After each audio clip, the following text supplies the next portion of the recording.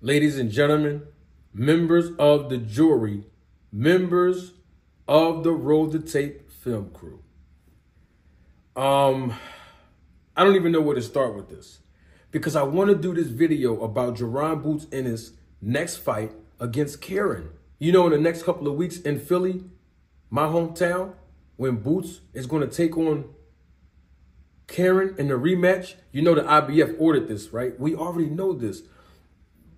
But the reason why I don't know where to start is because time and time again, people all over the world that don't like Boots keep criticizing him, especially for his performance, or in their mind, the lack thereof, when he fought David Evanesian. And people are still sending me emails in my comments section, even in live chats, talking about the comparison between how Terence Crawford fought David Evanesian and how Boots fought David Evanesian in his last fight. But before I even get into all that, before I even speak on that and the fight against Jaron, let me just say this. Double salute to everyone who's a part of the Roll the Tape film crew family, who always support and contribute to the channel.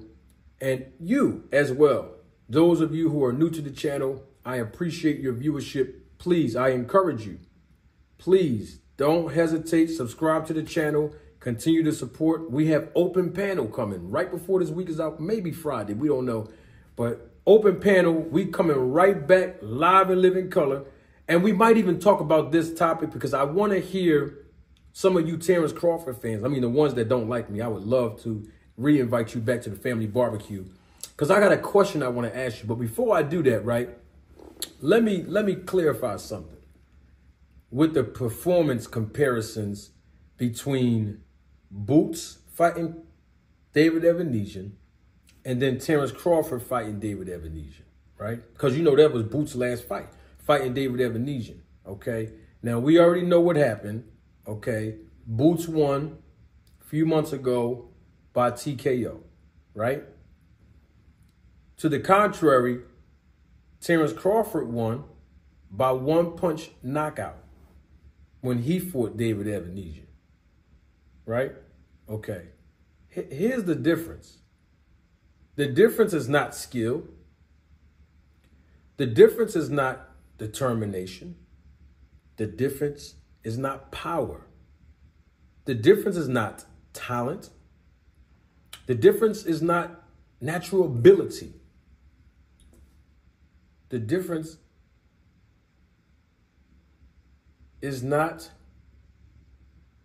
world championship status. You know what the difference was between Terence Crawford fighting David Evanesian and knocking him out, and Boots fighting David Evanesian and TKOing him? You know what the difference is?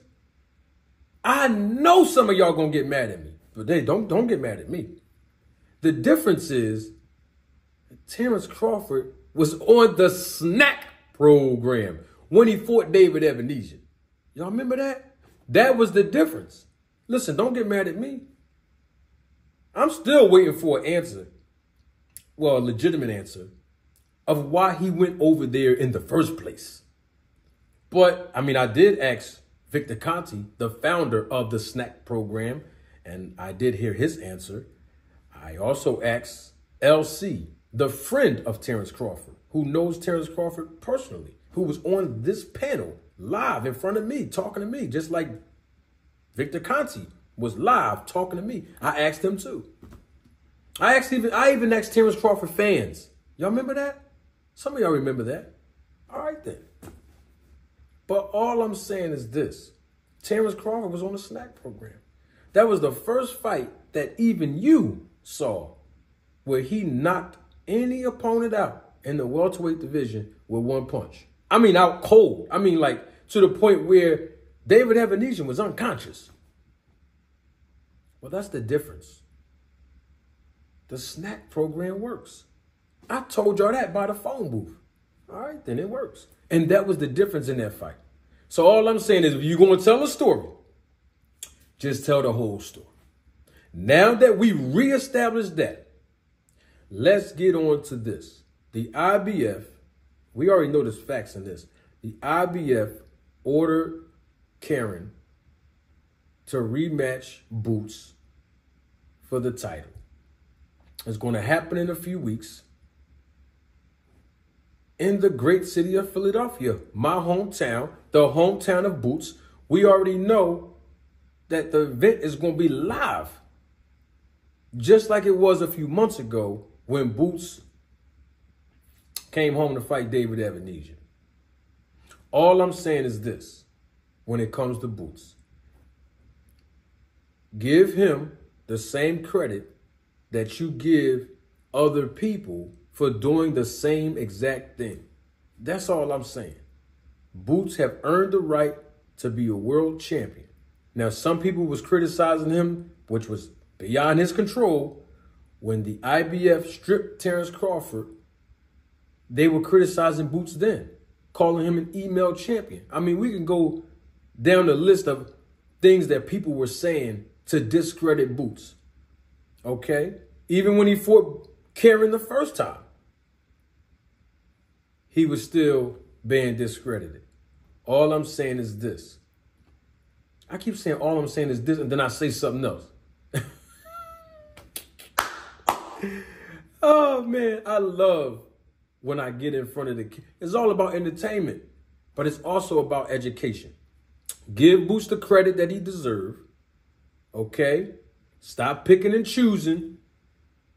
When Boots do the same thing your favorite fighter do, give him the same credit you give your favorite fighter. I'm talking about the ones that detract themselves from Boots. The ones that be throwing shots at Boots. Especially the ones that be commenting in my comment section about Boots.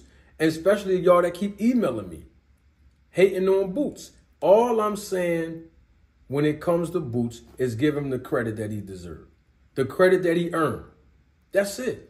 I told y'all by the phone booth a long time ago that Boots is going to take over the 147-pound division. Now, we know from his dad, Bozy, my guy, my old head, Mr. Bozy, done told y'all in countless interviews that this is not a fight that they were trying to pursue. They wasn't trying to pursue a fight against Karen. But it's beyond everybody's control. It's just the nature of the business sometime in the sport. But all the world champions at 147, it's time to step up to the plate and come and fight Boots. Like, for example, right?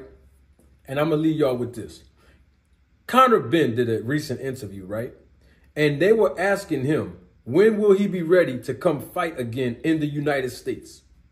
He said he's ready. He's ready to come back to the States and fight. But then he started talking about coming back to fight and compete at the 160-pound weight limit. And I was a little bit disappointed because, you know, I figured since, you know, Matchroom and Eddie Hearn promote Conor Benn, that maybe that'll be a good fight for Boots to fight Conor Benn.